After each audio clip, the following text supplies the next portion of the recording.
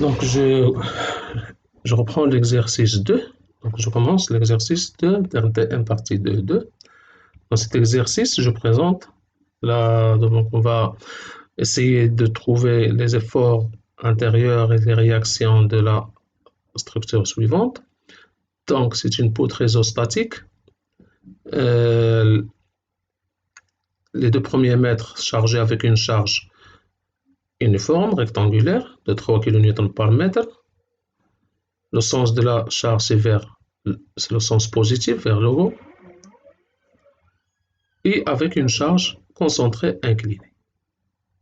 Premièrement, pour les ondes, donc dans cet exercice, il y a 3 ondes de calcul. Entre 0, x entre 0 et 2, entre 2 et 3, et 3 et 5. Les gens qui ont déjà vu le vidéo de la partie 1, partie 2, 1, ils vont observer qu'il n'y a pas une grande différence entre les deux. Oui, il n'y a pas de grande différence, sauf que la charge ici, il est positif, vers le sens positif. Et le but ici, ce n'est pas des calculs, c'est de discuter. C'est pour cela que je vais aller un peu rapidement. C'est discuter le signe des réactions. Comme vous savez bien que les réactions sont des inconnus. Le fait de dire que ce sont des inconnus, ça veut dire que les caractéristiques de la force qui représente la réaction sont des inconnus. Quelles sont les caractéristiques d'une force? C'est le point d'application, c'est le sens, la direction et l'intensité. 4 caractéristiques. Donc on a, pour le point d'application, c'est l'appui. La direction, pour ne pas avoir de problème, je mets les deux.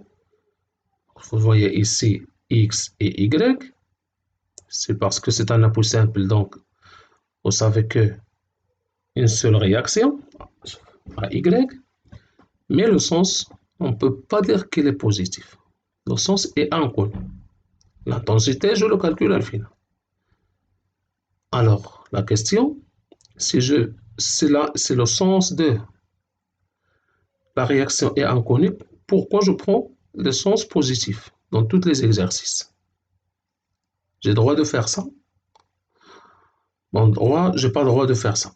Tout simplement parce que je ne connais pas le sens. Mais je n'ai pas une autre manière pour résoudre le problème. Je vais prendre un sens arbitraire, soit vers le sens positif, soit vers le sens négatif pour commencer. Et à la fin, je vais vous expliquer comment vous pouvez savoir que le sens que vous avez pris au départ, c'est le correct ou non. C'est ça la question. Moi, je vais prendre un sens arbitraire. Ici, j'ai pris le sens positif. Ici, positif. Et ici, positif. Comment je peux savoir que le sens que j'ai pris est correct? Donc, c'est ce qu'on va expliquer à continuation. Pour la forme les expressions des efforts intérieurs, dans la zone 1, Q égale à A, c'est une constante. Donc, quand je dis Q égale à A, donc Q égale à A multiplié par X à la puissance 0, parce que X à la puissance 0, c'est 1. Donc, ça veut dire ça, c'est une équation de degré 0. Vous savez ça. Les polynômes. Une polynôme de degré 0, c'est une constante. Donc, ça, c'est degré 0. Donc, T, c'est degré 1. M, c'est degré 2. Ça, c'est le truc. Donc, ça, si je connais l'expression de la charge, je connais l'expression de T et M. Je parle de l'expression. Je ne parle pas des... Au mieux, je peux dire, je parle de la forme. Et après, avec les calculs, je vais trouver les expressions exactes. Ici, c'est Q égale à 0, ça veut dire T égale à A, donc degré 0, donc M degré 1, AX plus B. Le même cas entre 3 et 5, Q égale à 0, ça veut dire T égale constante, ça veut dire M égale à AX plus B. Maintenant, je procède au calcul de réaction. Donc, je vais concentrer la première charge. Donc, vous savez que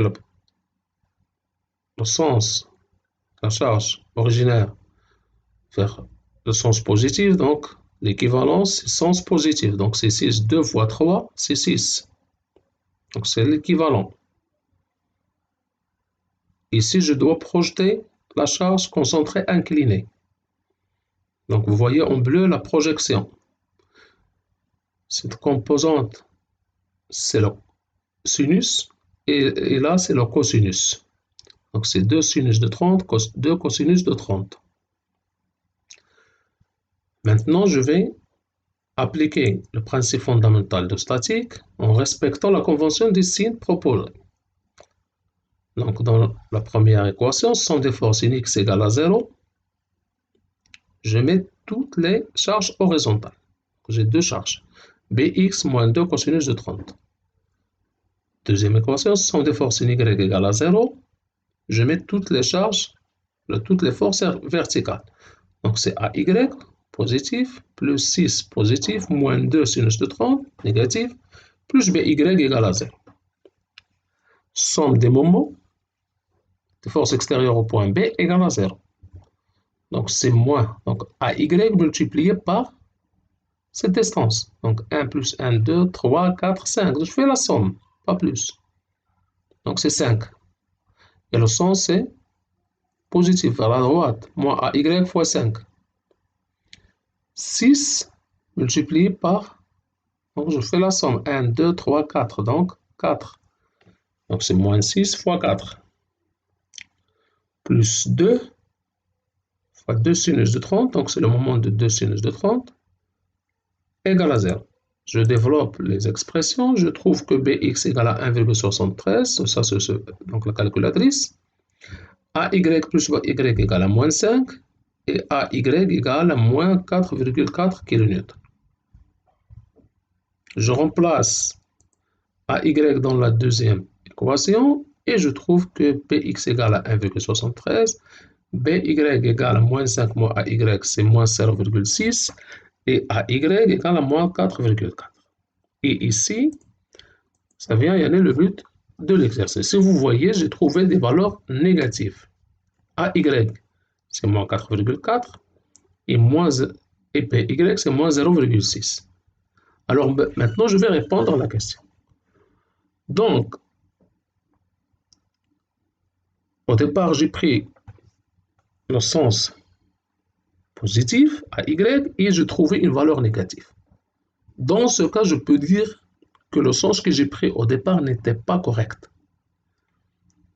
Pas correct. J'ai pris le sens équivoqué. Donc, normalement, le vrai sens de AY, c'est vers le sens négatif. C'est pour cela que j'ai un moins ici.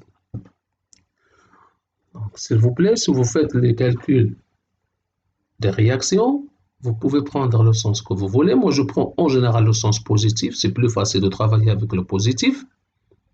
Et une fois que je fais les calculs, si je trouve des valeurs négatives de réaction, donc là, je peux dire que je dois changer le sens de la charge, de la réaction. Donc ici, j'ai pris le sens positif, mais le normal, c'est le sens négatif. Donc je mets le sens négatif. Et là, je mets 4,4. Je n'ai pas moins 4,4. Si je change le sens, donc je dois éliminer le moins. Ici aussi, j'ai trouvé moins 0,6. Ça veut dire que le sens de départ n'est pas correct. Et je le modifie et je mets 0,6 vers le bas. Pour la charge 1,73, j'ai trouvé une valeur positive. Ça veut dire que le sens que j'ai pris au départ était, le choix était le bien. Donc c'est ça. Donc s'il vous plaît, c'est le sens, c'est la valeur, le signe de la réaction qui va vous confirmer si vous avez fait bien le choix ou non au départ. Trouvez une valeur positive. Le choix de départ, il est bien. Vous trouvez des valeurs négatives, seulement vous devez le changer, pas plus. Donc c'est ça. Et maintenant, je calcule les efforts intérieurs. Donc je coupe entre 0 et 2, c'est la zone 1. Même convention de signe, et je trouve cette valeur. Je vais concentrer la charge rectangulaire, je vais la concentrer.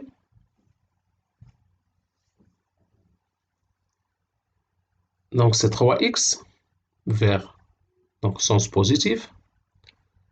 Elle passe par le centre de gravité. Ça veut dire cette distance c'est x sur 2. Centre de gravité, donc le milieu de x, c'est x sur 2, x sur 2. Et la réaction, donc normalement, la distance, je dois exprimer les distances ici que je vais utiliser dans les calculs des moments. Donc, M1, donc somme des forces in x égale à 0, égale, donc je mets toutes les charges horizontales, donc j'ai moins nx, vers la gauche c'est négatif. Somme des forces in y, je prends toutes les charges verticales, donc moins 4,4 plus 3x plus t. Somme des moments, donc 4,4 multiplié par x et 3x multiplié par x sur 2. Donc se trouve le résultat suivant, 4,4x moins 3, x au carré sur 2 plus mex. Et je développe et je trouve le résultat suivant. Donc pardon, je vais aller un peu rapidement parce que c'est déjà fait les calculs dans la première partie. Je coupe entre 2 et 3. Donc je trouve maintenant le résultat suivant. Je vais concentrer la charge rectangulaire, donc c'est 6, 3 fois 2 c'est 6, et elle passe par le milieu de la distance 2, donc c'est 1. La distance entre la force ou la réaction et la coupe, c'est x, entre la charge 6 et la coupe, c'est x moins 1. J'applique le principe fondamental de statique. Donc, somme des forces in x égale à 0 égale à moins nx.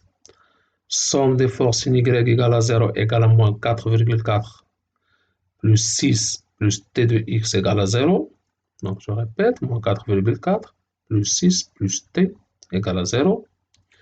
Le moment, 4,4 fois x avec un signe moins, pardon, avec un signe positif. 6 multiplié par x moins 1 avec un signe moins et m. Donc, c'est l'équation suivante. Maintenant, donc, je développe et je trouve le résultat que vous voyez ici, nx égale à 0, tx égale à moins 1,6 et m de x égale à 1,6x moins 6.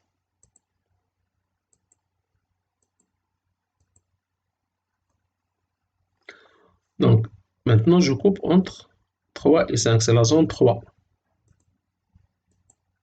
Donc, ça c'est la structure coupée. Je vais concentrer cette charge. La concentrer, donc c'est 3 fois 2 au milieu de cette distance 2. Donc c'est 1, 1. Je projette la charge inclinée, c'est 2 sinus de 30, 2 cosinus de 30. Toutes les charges, je dois chercher le bras. Donc ça c'est x, ça c'est x moins 1, et là c'est x moins 3. Et j'applique le principe fondamental de statique.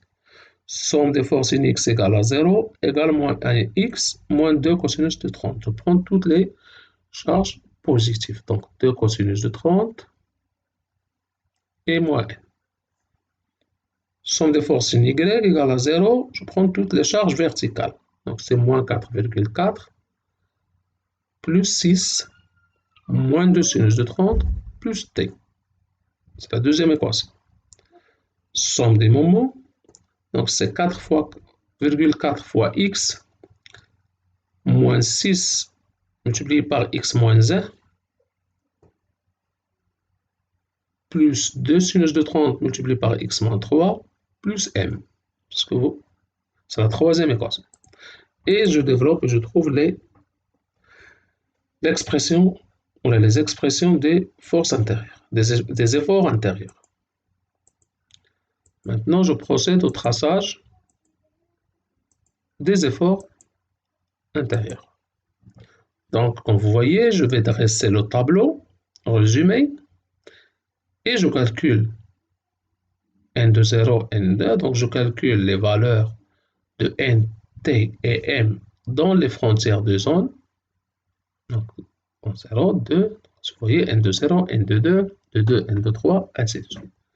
Pour T, vous voyez ici qu'on a T de 0 égale à 4,4 et T de 2 égale à moins 1,6. Ça veut dire je dois résoudre cette équation. Chaque fois que je trouve une valeur positive et une valeur négative entre les deux, je dois résoudre cette équation. Parce que je coupe l'axe 0. L'axe de T égale à 0.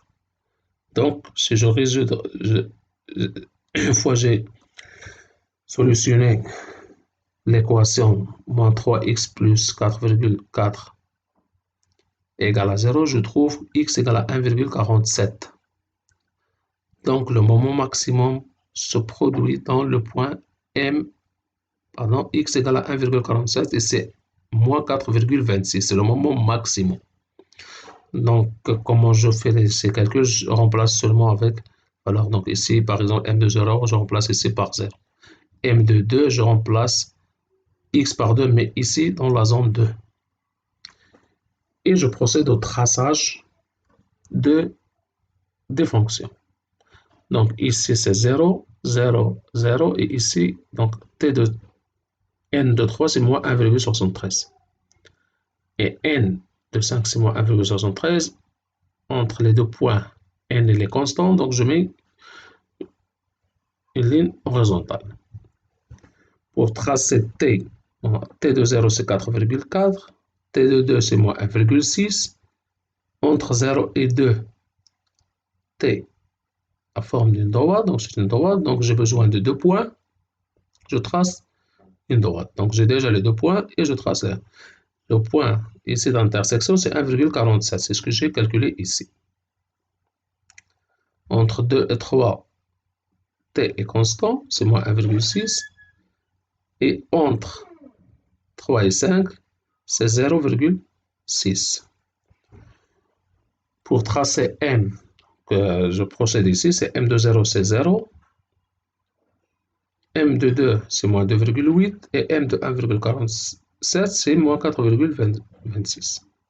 Et je trace mon parabole. Entre 2 et 3, donc c'est une droite.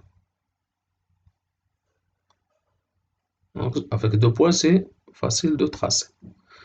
Donc, je passe maintenant à la vérification des résultats. Et je trouve que la zone 1, j'ai déjà prévu que t égale à ax plus b et c'est ce que j'ai trouvé. Je confirme la prévision. Ici, j'ai prévu que m, c'est ax au carré.